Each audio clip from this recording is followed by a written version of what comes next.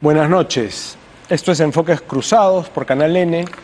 Esta noche Jaime Chincha no nos ha podido acompañar. Yo soy Gonzalo Segarra y tenemos como tema del programa de hoy el descontento y el liderazgo, el caso de Antauro Humala. Nos acompañan hoy Eduardo Bayón, que es antropólogo y investigador de DESCO. Sí. ¿Verdad? Buenas noches, Eduardo, que además vas a reemplazar unos días a Jaime. Y nuestra invitada de hoy es María Cecilia Villegas, quien es experta en políticas públicas. Desgraciadamente no hemos podido tener al otro invitado esta noche, por motivos ajenos a la voluntad suya y nuestra.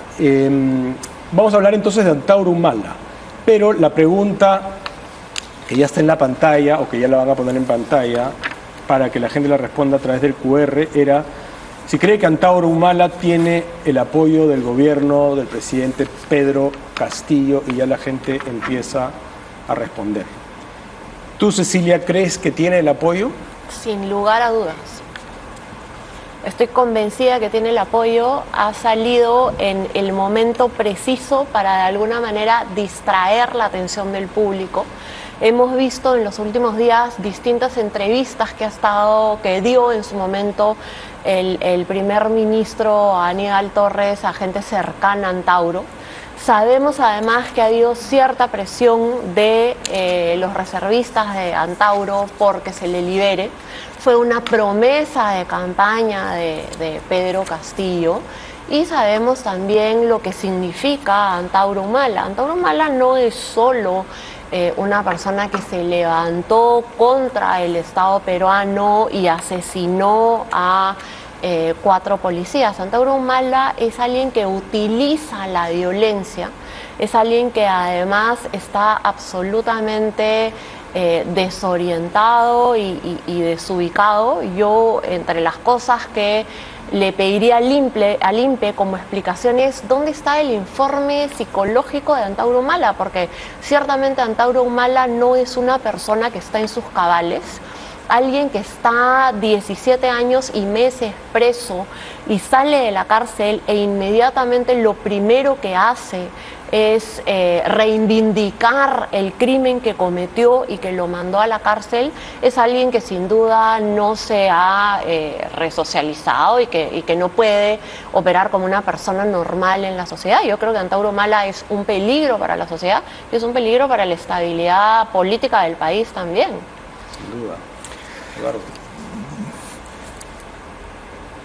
¿Beneficia a Pedro Castillo? Todo indica que sí.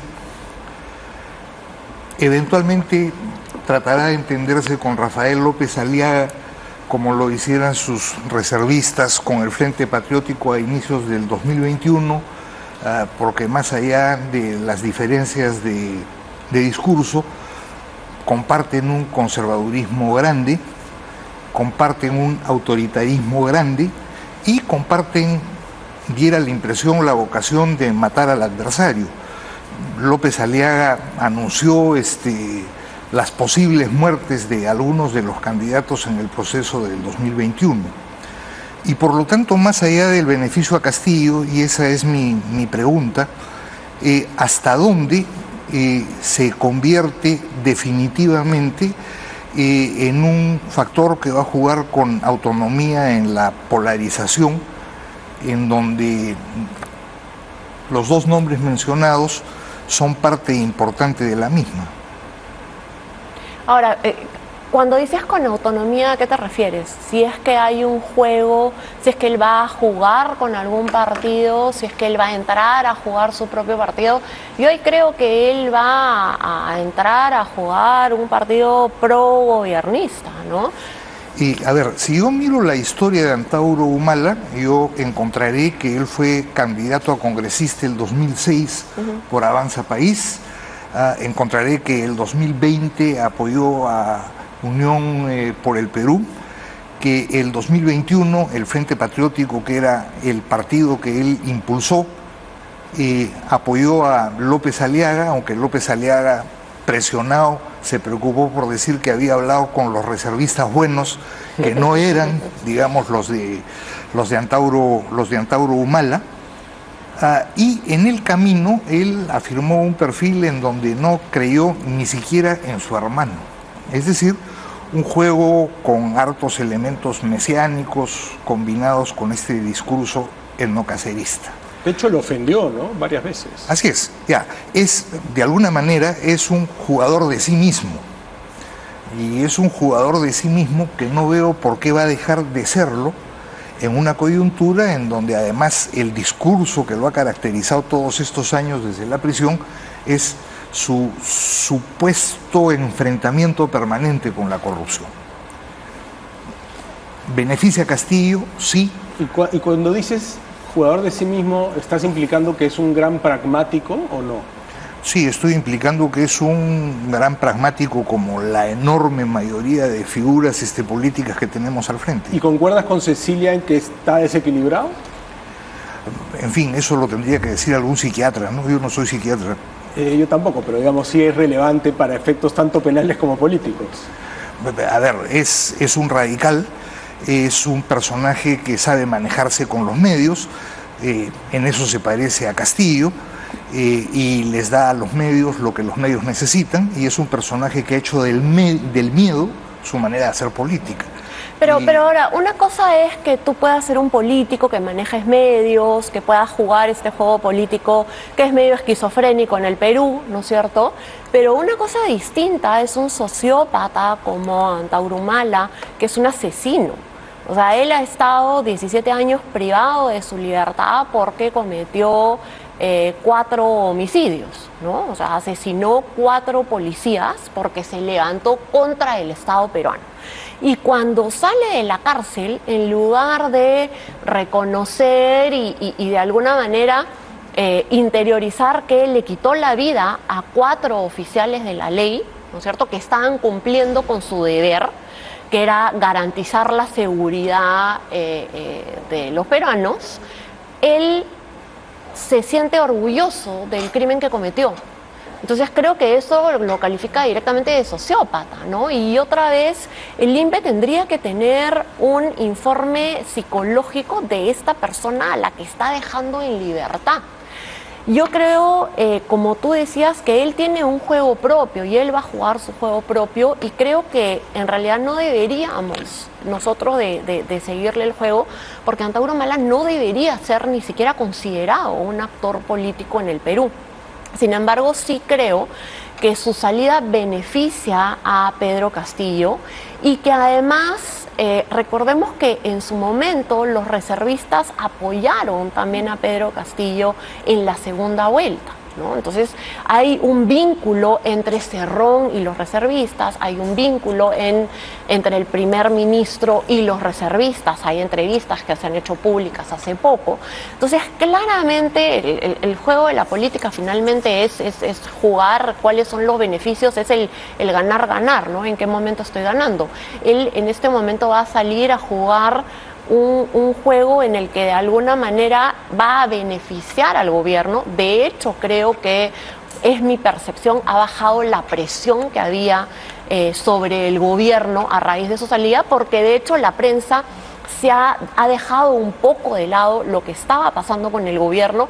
Hoy en día han juramentado 3 ministros nuevos y ni siquiera tenemos idea de por qué han juramentado 3 ministros nuevos, ¿no? O sea, los últimos días han sido la liberación de Antauro, los últimos 3 días se ha dejado de lado, de alguna manera ha pasado a segundo plano la hija putativa de Castillo y todos los escándalos de corrupción, y lo que ha saltado ha sido lo que viene sucediendo con Antauro. Entonces, de alguna manera estamos reduciendo la presión.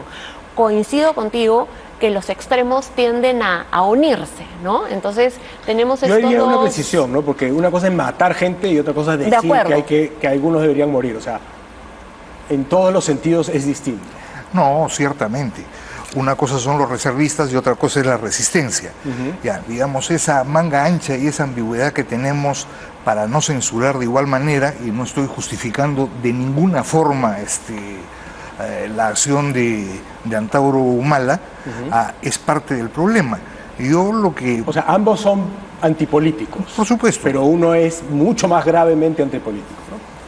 O sea, En fin. uno es un delincuente, ¿no? Claro. O sea, uno es un asesino convicto, confeso, y que ha sido liberado sin haber terminado de cumplir la pena. Lo que nos debería llevar a analizar el sistema judicial peruano. ¿Cómo es posible que un asesino de policías pueda ser condenado? Conversábamos ahora antes de entrar al programa, no ha sido condenado por homicidio calificado, sino por homicidio culposo, si no me equivoco. Por homicidio simple. Por homicidio Le cambiaron simple. la sentencia. Han cambiado la sentencia de alguien que se levantó contra el Estado peruano y asesinó a 4 policías. En los países desarrollados, cuando uno comete un crimen contra una autoridad del Estado, la pena es mucho mayor, ¿no? Entonces, es increíble que tenga beneficios penitenciarios y sea liberado alguien que ha atentado contra el Estado de esta manera. Además, por lo que tú decías al inicio, queda muy deslegitimado el sistema penal como resocializador, porque más allá del detalle jurídico penal de cómo se cuentan los días y en función de qué, sí hay la idea de que alguien resocializado no va a seguir reivindicando, o sea, hay la idea de que si sale antes, tiene que salir por lo menos resocializado, ¿no? Y hay la idea de que sale por buena conducta, aunque jurídicamente no se llame así, sino redención de la pena por trabajo y bla, bla, bla. Hay esta idea casi cinemática, si quieres, de la buena conducta. Entonces, un tipo que sale a decir, estoy orgulloso de haber matado 4 personas, es lo contrario de la buena conducta. Entonces, deslegitima mucho la institucionalidad. Y además reivindica la violencia. Y el Perú es un país donde existe demasiada violencia. Ahora, una pregunta, que en realidad son varias. La primera es, ¿dónde estaban los medios cuando el Poder Judicial, que hoy día reivindicamos, le cambia la calificación del homicidio, de homicidio calificado a homicidio simple? ¿Qué tenían en la cabeza los parlamentarios que aprobaron el 2018 esta ley 3071-7 que establece cuáles son los únicos casos en donde no se recupera el derecho, por ejemplo, a ser elegido, estableciendo como casos el terrorismo, la apología del terrorismo, el tráfico de drogas y la violación de la libertad sexual? En otras palabras, de acuerdo a esta norma, el señor Antauro Humala puede ser candidato cuando le dé la gana. Ya, ¿dónde estaba en todo este tiempo la preocupación y la indignación que podemos tener como ciudadanas y ciudadanos y la preocupación que debieron tener las instituciones? Dicho de otra manera, ¿por qué ahora nos asustamos y nos preocupamos de la misma manera que nos asustamos y nos preocupamos cuando se muere Abimael Guzmán? ¿Y qué van a hacer con el cadáver de Abimael Guzmán? Es decir, ¿qué nos dice eso de nosotros, del sistema y de lo que tenemos al frente? Yo creo que tú has hecho una pregunta que se responde sola. Tú has preguntado dónde estaban las instituciones y yo te quiero preguntar cuáles instituciones. Porque precisamente uno de los problemas que tenemos en el Perú es no tener instituciones. Y eso aplica para absolutamente todo, desde el sistema judicial que estamos analizando ahora, pero también para la libertad económica, ¿no? O sea, en el Perú es un país donde no hay instituciones y donde el que puede hace lo que le da la gana. Y esa es la realidad. Somos además inmediatistas, nos preocupamos en el escándalo del momento, ¿no? Podemos contar, no sé, probablemente un escándalo cada 2 días en este gobierno o cada día, y sin embargo el escándalo del día siguiente nos hace olvidar al del día anterior, ¿no? Hemos tenido a Ollanta Humala y Nadine Heredia en prisión preventiva durante 18 meses y de ahí no tenemos la menor idea de qué es lo que pasó. Keiko Fujimori estuvo casi 3 años, 2 años y tantos en prisión preventiva, tampoco sabemos qué fue lo que sucedió. Y creo que estas pseudo instituciones como la Fiscalía de la Nación y el Poder Judicial actúan en esa inmediatez. probablemente a la cuñada hija del presidente le den prisión preventiva o prisión domiciliaria y luego nos olvidaremos del tema y pasaremos al siguiente escándalo, ¿no? Entonces, eso hace que las distintas autoridades y el poder sea administrado de una manera equivocada. Quien tiene el poder en su momento se va contra el que esté en la palestra y el que nos sirva, ¿no? Entonces, no nos preocupamos de lo que sucede, no nos estamos preocupando por construir país y terminamos en lo que conversábamos también antes de entrar, y es que no existe ciudadanía. No tenemos ciudadanos exigiéndole a las autoridades y exigiéndole a los políticos que construyan instituciones. Entonces, en realidad estamos esto es la ley de la selva, no es el lejano oeste. Acá no hay instituciones, no hay autoridad, no hay absolutamente nada. Y si Antauro Humala es liberado ahora y se está considerando que puede ser un actor político, cuando en realidad todos los peruanos tendríamos que rechazar esto, y el gobierno, el primer ministro da una entrevista que se ha hecho pública hace 2 días y nadie lo cuestiona, y el Congreso de la República cita al primer ministro y el primer ministro sale casi en andas, ¿no? Porque va, se burla del Congreso, se ríe de los congresistas, sale, se sigue burlando de los congresistas y nadie hace nada.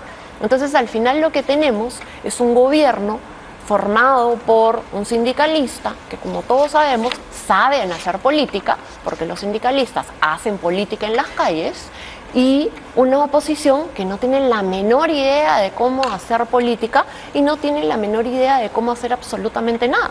Entonces, al final estamos en las manos de nadie, sin instituciones, sin autoridades, sin Estado de Derecho, sin ley y sin una ciudadanía que se levante, porque no tenemos a nadie reclamando por absolutamente nada.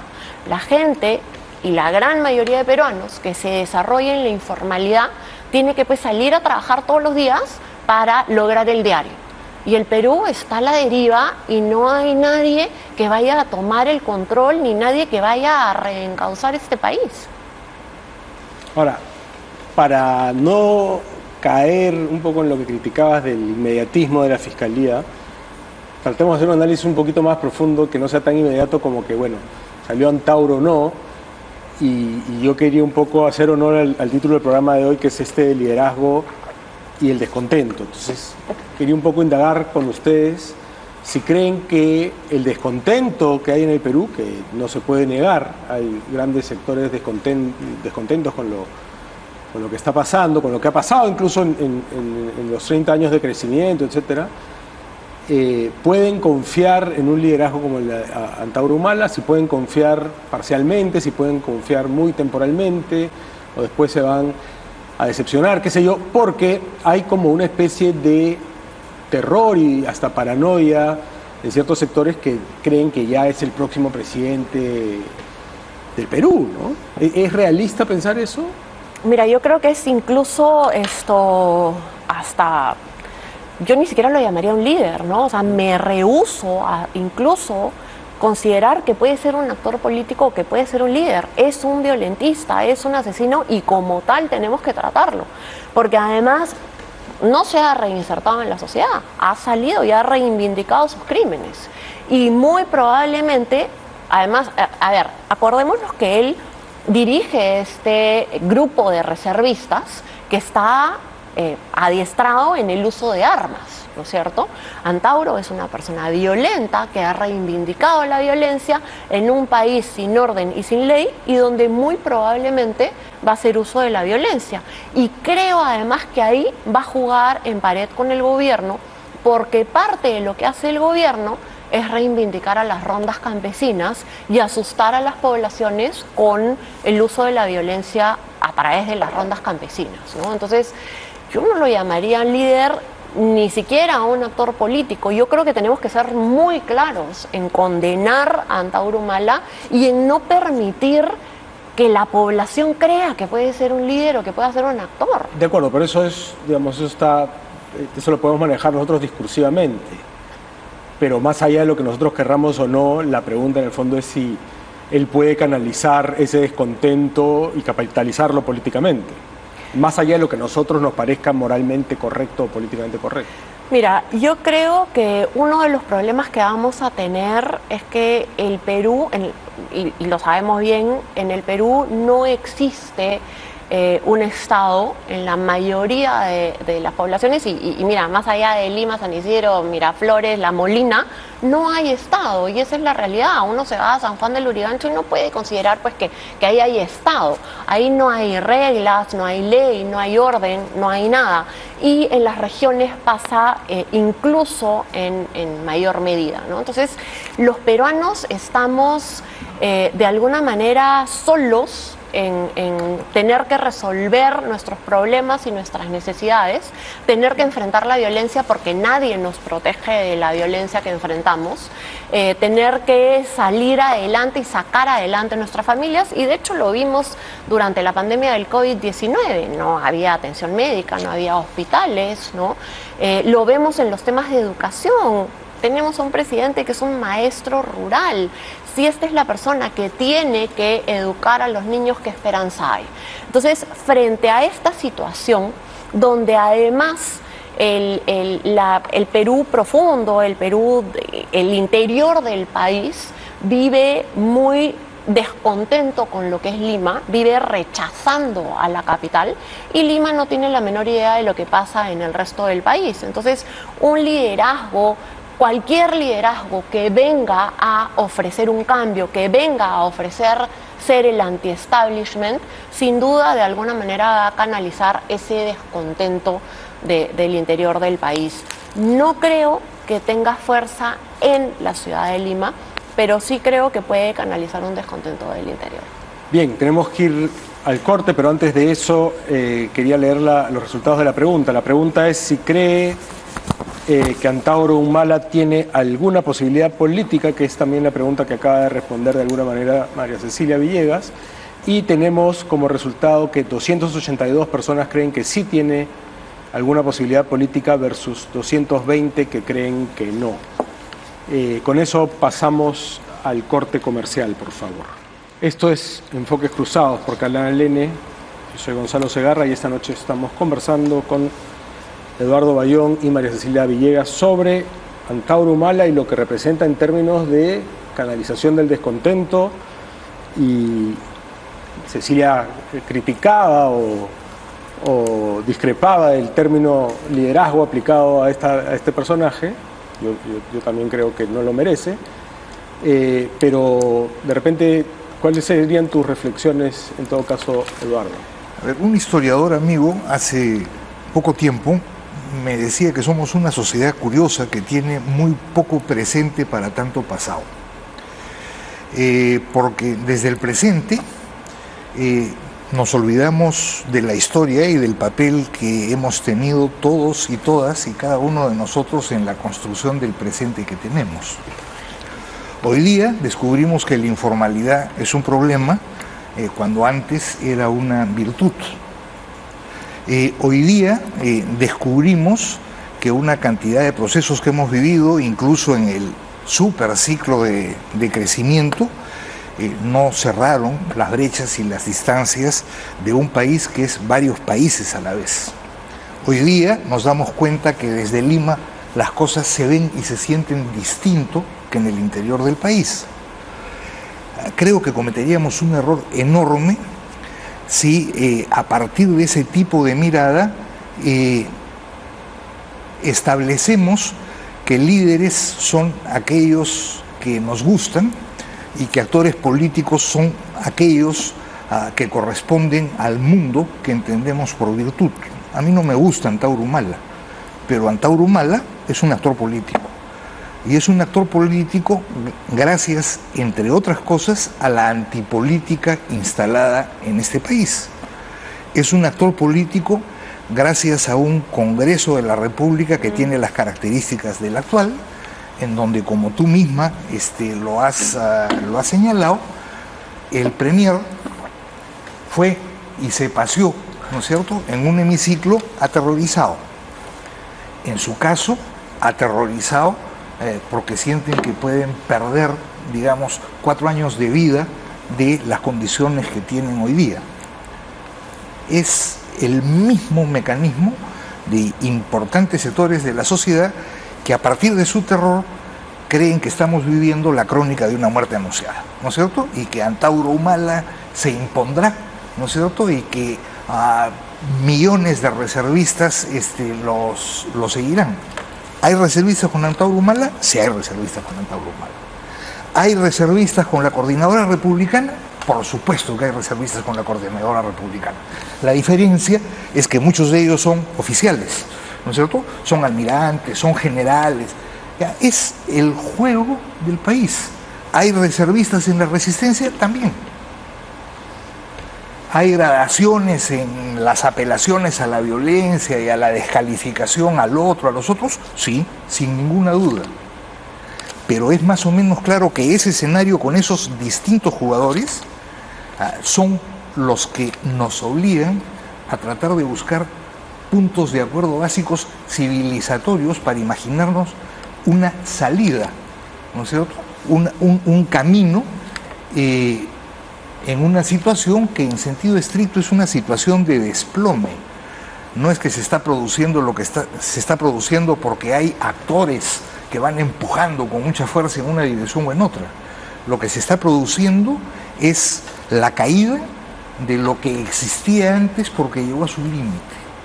Y por lo tanto la expresión de malestares, malhumores, que son distintos porque son distintas las ubicaciones y las miradas de lo que se vive cotidianamente, pero de lo que se ha vivido históricamente. Es decir, hay profundos resentimientos, hay enormes distancias y hay grandes desconocimientos. Pero hay profundo resentimiento. A ver, vamos a separar un poco lo que has dicho, porque estoy de acuerdo en parte con lo que has dicho. Menos mal que solo en parte. No creo que nadie haya considerado que la informalidad es algo positivo. La informalidad, de hecho, es actuar fuera de la ley, y el que actúa fuera de la ley tiene costos de transacción mayores. Perdóname, Hernando de Soto no... No, pero Hernando de Soto no considera que la informalidad es un beneficio. ¿Y qué cosa era el otro sendero? No, pero el otro sendero... Independientemente de si lo escribió o no Hernando de Soto. Pero más allá de eso, el otro sendero no considera que la informalidad es el camino a seguir. Lo que Hernando de Soto considera él explica es que hay... por qué la gente incurre en la informalidad, pero dice que hay que cambiarlo para que dejen de ser informales. Así es, y lo que reconoce es que existen instituciones formales e instituciones informales, ¿no es cierto? Y lo que dice es que el sistema peruano tiene altos costos de transacción que obliga a la gente a operar en su mayoría en la informalidad. Pero eso no es un beneficio de la informalidad. O sea, no es que se reconoce la informalidad como algo positivo. De Soto no ha dicho eso y nadie lo ha reconocido. De hecho, las multilaterales trabajan buscando cómo se logra reducir la informalidad, porque quienes viven en la informalidad tienen costos mayores, no tienen protección de la ley, no tienen beneficios laborales y además son sujetos de presión por autoridades que piden coimas precisamente porque son informales. Les quitan sus bienes de capital, etcétera, ¿no? Entonces la informalidad no es algo positivo per se. Al contrario, mientras mayor desarrollo logremos, menor informalidad debería haber, ¿no? Eso por un lado. Por otro lado, cuando tú dices que hay un sistema que está colapsando y que no ha funcionado, creo que acá hay que dividir lo que es este sistema, este Perú, donde hay ciudadanos de primera categoría y ciudadanos de segunda categoría, donde hay un descontento de las poblaciones rurales, de las poblaciones de regiones con lo que sucede con el país formal o con la élite, que utiliza mucho Pedro Castillo, ¿no es cierto? Y estos movimientos de izquierda, la lucha de clases, lo utilizaba Elian Carp también, ¿no? Los blanquitos miraflorinos, etcétera. Este juego del gran enemigo que ha tomado el control.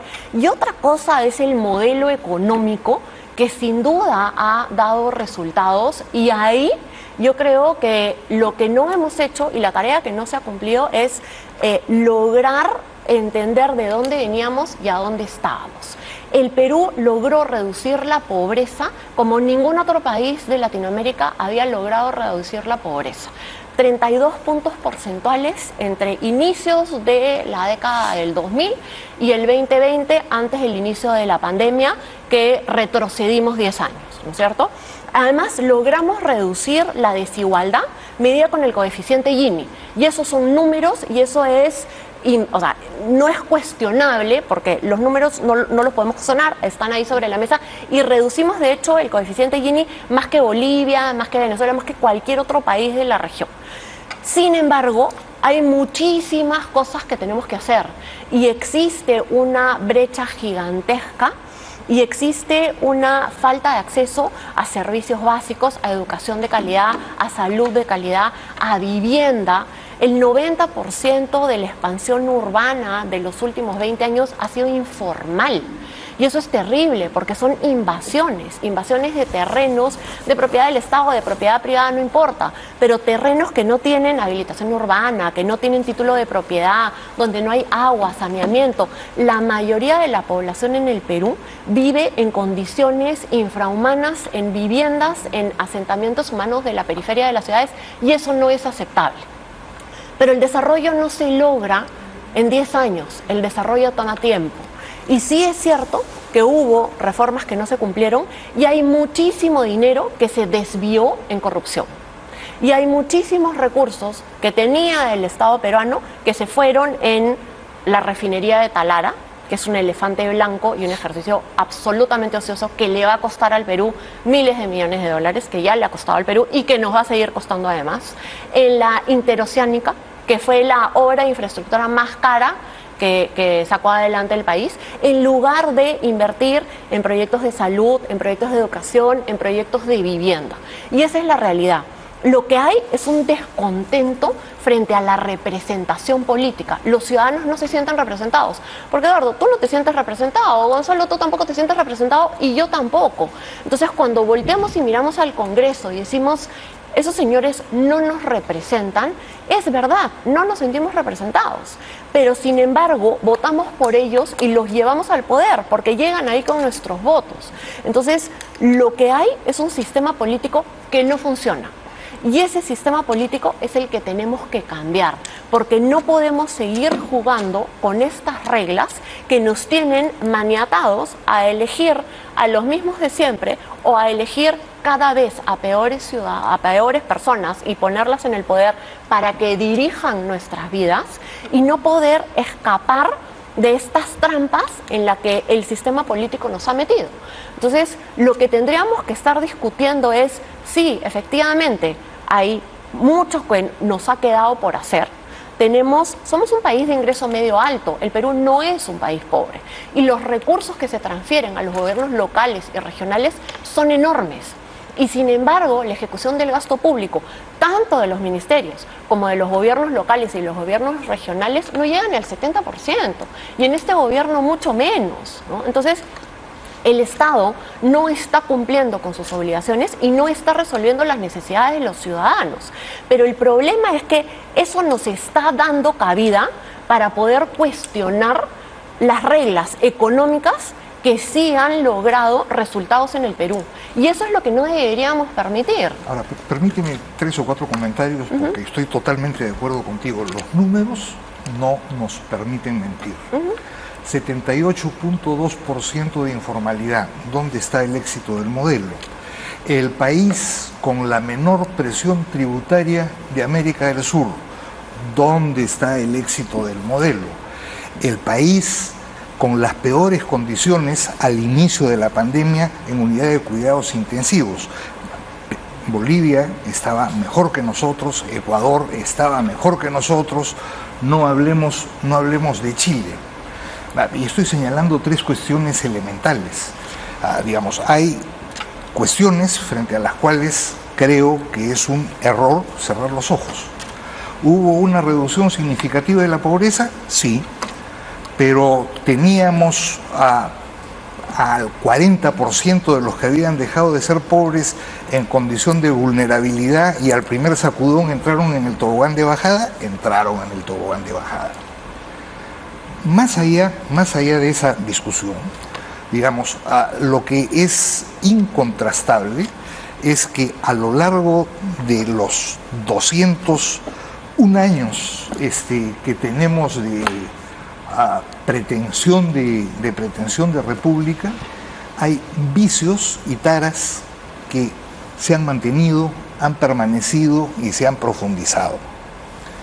Y esos vicios y taras, más allá de este modelo puntual, tienen que ver con la manera como hemos estado ordenados como sociedad y con la manera en la que se han relacionado la economía, la sociedad y la política.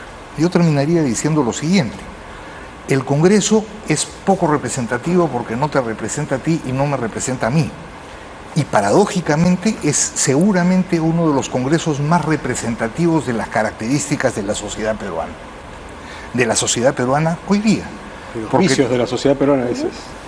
No solo los vicios, ¿no es cierto? También de algunas de las virtudes, porque en fin, en algo debo tener fe a estas alturas de mi vida, deben haber algunos virtuosos en el Congreso de la República. Pero es más o menos claro que allí está expresado todo. Eso te explica por qué no pudieron vacarlo a Silva, por ejemplo, cuando era ministro de Transporte. Censurarlo, ya, para todos los efectos es lo mismo. No pudieron censurarlo a Silva de la misma manera que no pueden terminar, a pesar de que ese es su deseo, con Aníbal Torres. No sé, ya. Ya, entonces, pero ahí me estás dando la razón, pues, Eduardo, porque mira, estamos hablando... Si me permites... Sí. Es que la clave está en qué es el modelo para ti, ¿no? Porque fíjate que lo que has mencionado como fallas son cosas en las que... Ni siquiera he dicho fallas, he dado datos. Bueno, esos datos que... No, pero implícitamente has dicho que... ¿Dónde está el éxito del modelo? Has dicho, ¿no? Sí. Ya, entonces, ahí donde el modelo, digamos, no ha producido resultados auspiciosos, que yo estoy de acuerdo que no los ha producido, ha sido la parte estatal del modelo, no la parte mercado del modelo, porque... ¿Qué te saca de la pobreza? Que es lo que sí ha funcionado. Te lo saca el mercado. El Estado no te saca de la pobreza. O sea, en el Perú se ha calculado que 85% de la gente que salió de la pobreza fue por crecimiento y 15% por programas sociales, con lo cual no minimizo en absoluto los programas sociales. Creo que son indispensables y que deberían ser más y mejores, porque no se trata solo de sobrevivir, se trata de elevar la calidad de vida de la gente. Yo suscribo los planes que había en el gobierno de Ollanta de llevar el MIDIS a otro nivel que tenía que ver incluso con la productividad, etcétera. O sea, por ahí no va lo que estoy diciendo. Lo que estoy diciendo es que el mercado sí ha producido resultados positivos, pero al mercado no le puedes exigir que reduzca la informalidad, porque la informalidad depende directamente, la informalidad, de qué es lo formal, y lo formal son las normas, ¿no es cierto? Lo otro que ha señalado ha sido la salud pública, no la salud privada, aunque también en parte, pero en términos cuantitativos la salud pública es la que falló en la pandemia. Y la tercera no me acuerdo cuál era, pero que era la informalidad, lo de la salud y la tributación. Y la tributación, tan elemental como eso. De acuerdo, la recaudación, sí. Que también, o sea, el mercado no produce tributación, es decir, el mercado produce riqueza y el Estado tiene que recaudarla, ¿no? Claro, pero el mercado no es una abstracción, ¿no es cierto? No. El mercado son intereses concretos. Es una realidad. Que operan sobre el Estado, así es, que ejercen sus poderes en distintos momentos sobre el Estado, y es más o menos claro que las políticas públicas expresan relaciones sociales y expresan las fuerzas en esas relaciones sociales. Claro, pero ahí cuando tú hablas de informalidad, ¿cómo reduces la informalidad? Tienes que reducir los costos de transacción. Hoy en día los costos laborales, y esa es una política, por ejemplo, de la que deberíamos estar hablando, los costos laborales hacen que tener a la gente en planilla sea prohibitivo. Y en la medida en que aumentes los costos laborales, va a ser más difícil tener a la gente en planilla. En la medida en que la norma esta, por ejemplo, de los sindicatos, que genera, que le dan más poder al sindicato versus a la empresa privada, lo que va a terminar haciendo es que las empresas contraten menos personas y las terminas empujando hacia la informalidad. La tributación, ¿cómo amplías la base tributaria? Reduciendo la informalidad y trayendo a más empresas hacia la formalidad. Pero todas esas son normas. Y el problema es que las normas en el Perú generan informalidad. Te pongo otro ejemplo. El ejemplo del límite de velocidad ahora.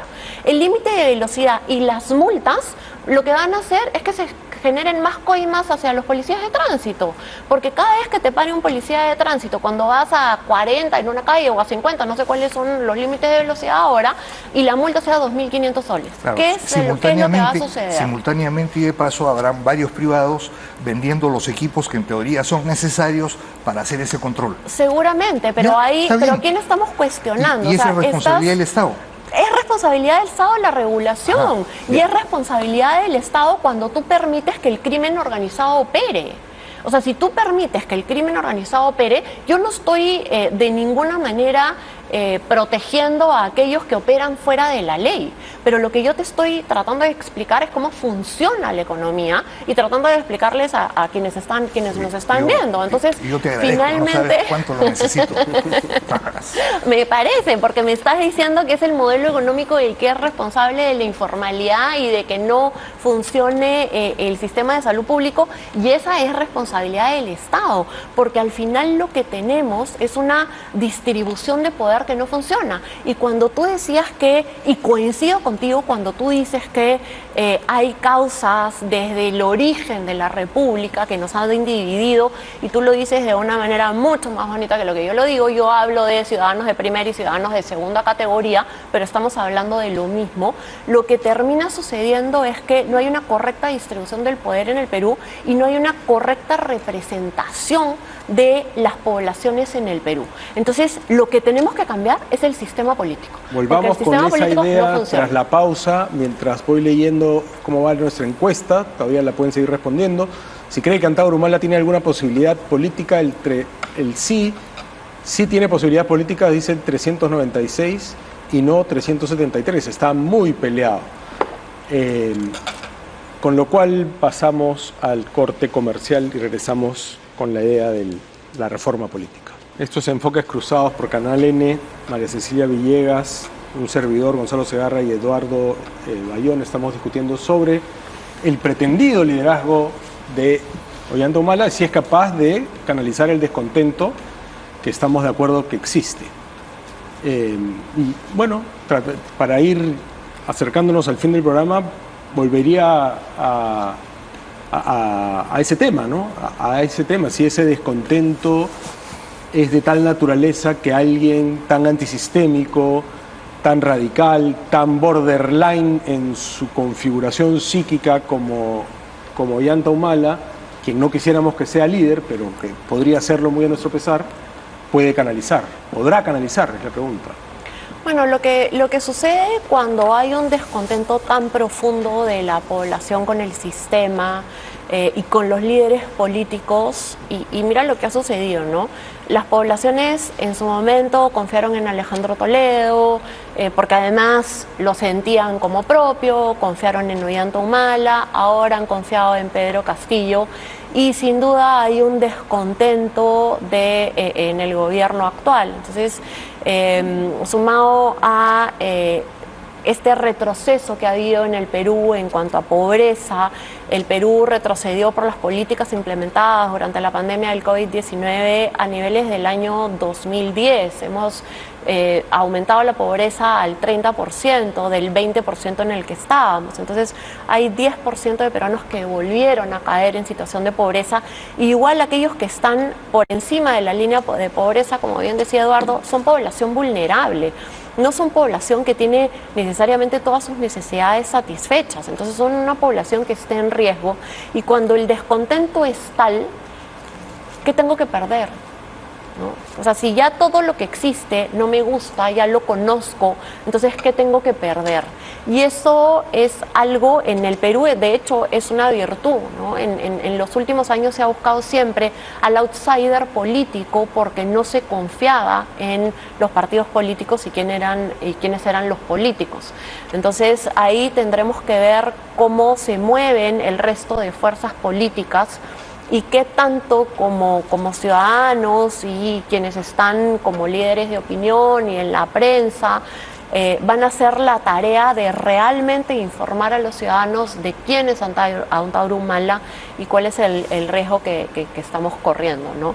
Y vamos a tener que evaluar también cuáles son los nuevos actores políticos que van a ir apareciendo en los próximos meses y en los próximos años, porque yo la verdad es que no creo que haya una salida pronta al gobierno de Pedro Castillo. Eduardo, me pareció interpretar una de sus anteriores intervenciones que tú sí crees que ese descontento se puede canalizar en una figura como la de Antauro Humala, o me he equivocado en interpretarte. No, digamos, ese descontento se puede canalizar en muchas figuras. Ese descontento en Lima, por ejemplo, lo trata de canalizar, lo trata de expresar López Aliaga. A su manera lo trata de expresar Urresti. En las elecciones anteriores hasta Hernando de Soto trataba de expresar de alguna manera ese descontento. Una cosa es lo que traten y otra cosa es lo que consigan. O sea, porque no podemos negar que Pedro Castillo canalizó ese descontento. Sí, Pedro Castillo canalizó ese descontento en un escenario en donde sus opositores lo ayudaron a construir el escenario que necesitaba para que canalice ese descontento. Y lo han seguido ayudando hasta el día de hoy, que es lo que explica su duración, y su duración que efectivamente puede ser indefinida. Totalmente de acuerdo. Antauro Humala, sí, puede ser el canal que exprese parte de ese descontento. No va a expresar la mayoría de ese descontento, no, francamente no creo que vaya a hacerlo. ¿Va a ser un actor político? Va a ser un actor político.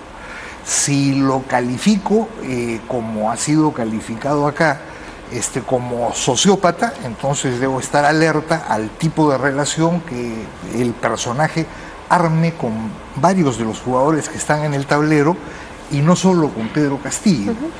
Finalmente, Pedro Castillo, a pesar del éxito que tiene, digamos, en estas semanas, es el jugador que está en dificultades mayores y que tendencialmente va a seguir en esas dificultades.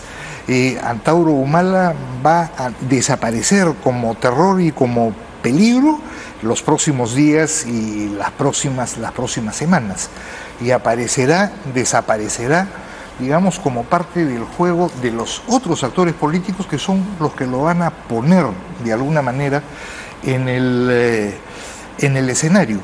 Entonces sí, es un factor a considerar. No creo ni de lejos que vaya a ser el canal que exprese de alguna manera los malestares.